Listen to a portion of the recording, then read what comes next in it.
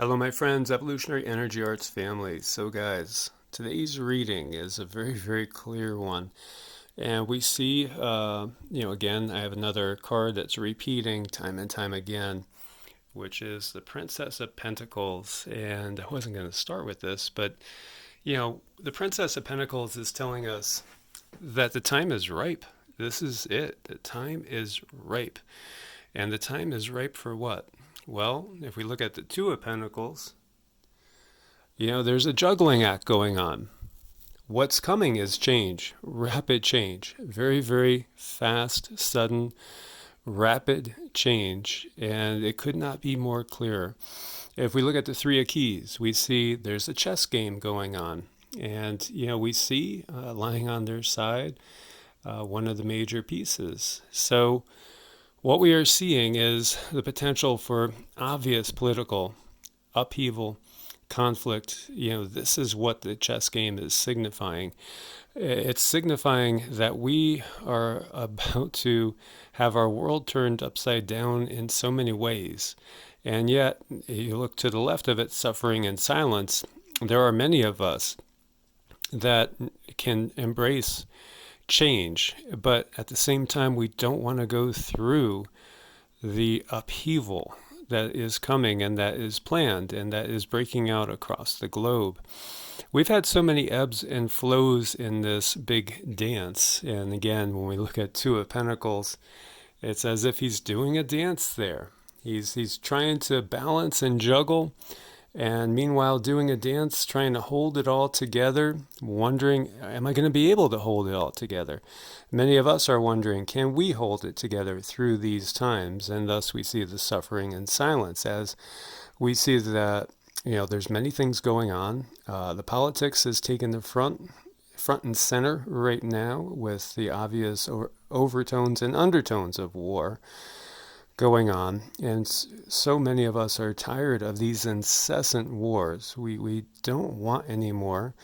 We recognize, so many people recognize, that it is just unheard of suffering being brought to millions of people across the globe. And again, it's all about power. It's all about ego. And those of us that have worked on trying to control our ego, and in doing it in so many ways, like when somebody lashes out at you in a personal manner, not responding back in a personal manner, but keeping calm and centered and not allowing them to impose their negative vibrations, their negative energies, their negative emotions on you so that you are stricken with that sickness of lower vibrational living. So many of us have worked so hard, for years on improving ourselves, growing spiritually and emotionally and mentally as well, learning and growing. And so in these times, it's going to be challenging to stay on the sidelines in so many ways, meaning, not allowing ourselves to get pulled into the drama, to get pulled into the conflict, to be out there sowing the seeds of discord and hate, which is critical for our souls, our spiritual development, not to fall into that loop, not to fall into that negativity and that mindset. As we look straight above, now is the time for wisdom. This is the time for true wisdom. And we see the dove. You see the dove flying, and the dove is peace. And, true wisdom will bring times of peace. So, what can we tell from our leaders? The leadership that has, for instance, the United States in wars, over 93% of it, the time it's existed. One war after another, after another, after another. The war on the Native Americans that was so horribly perpetrated. And then we've had 2 world wars, and we know that there are plans in store for a third. And of course, it's really the chess masters that are moving the pieces, and even the entire country of the United States is just a chess piece. in this game as well, as are its leaders. But obviously, with the nonstop war, it's showing a grand devoid, a big black hole of wisdom, because wisdom will bring peace and prosperity. And we do not have that on a global level. And as we had said many times on this channel, we need change. We need true change. We don't need to keep playing this ping pong game where the left hits the ball over the net, then the right hits the ball back over the net, left back over, right back over. That's gotten us absolutely nowhere. Absolutely nowhere. We have to recognize that the game has been rigged. The game is completely rigged. And so recognize that and refuse to play in that game. As we see when we look at Ganesha up here, we are to embrace the changes that are coming, because these changes are going to bring about a good change in the world. Of course, as has been forecasted, not just biblically, as in the times of woe or the birth pangs of the new age, but from every corner of the globe, we know there is, as the Hopi would say, the great purification is coming. And, this is truly a battle and a war that we have on our hands. And again, we could look at it as a chess game. And so the major players, the major pieces are about to step into action. There's been a lot of pawns being used. And we've seen proxy wars, and we've seen covert actions, and as we had said, most Americans aren't aware of many basic facts, such as the fact that 2017, for instance, the U.S. militarily was in well over 90% of the countries in the world. At any one given time, the U.S. is militarily in more than 50% of the countries in the world.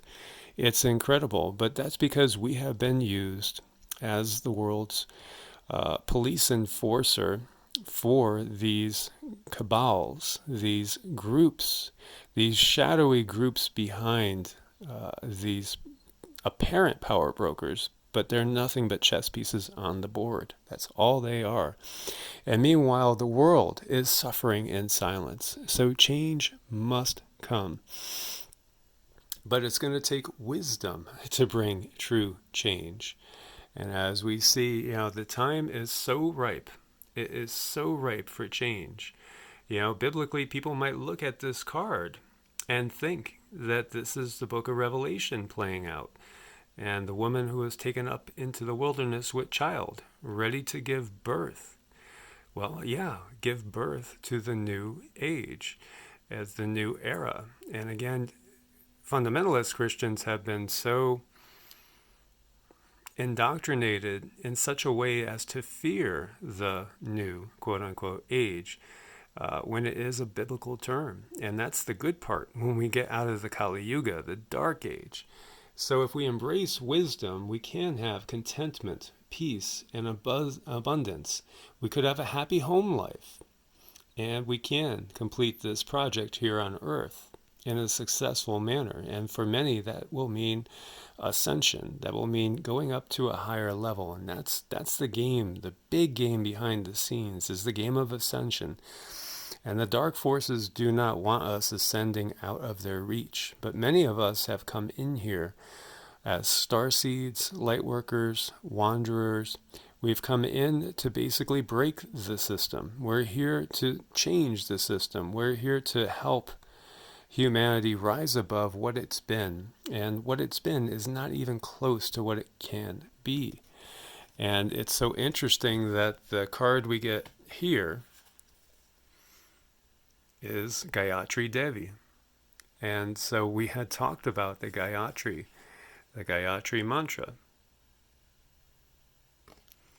And so, this is symbolizing peace of mind, spiritual knowledge, greater concentration, and the ability to please God, to please Source, to please the higher realms, to please our higher selves, because that's our purpose here. Our purpose here is to create heaven on earth.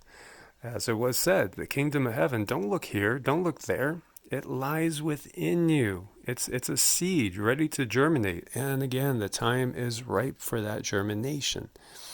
So we need to embrace it. We need to brace ourselves in so many ways, recognize the game that we are in is going to another level. And it is a real tough balancing act, most definitely. But we have to do it. And we have to show true wisdom by not being pulled into the lower vibrational frequencies. So my friends, as always, like, share, subscribe. Thank you for your support on Patreon and Ko-Fi. God bless and namaste.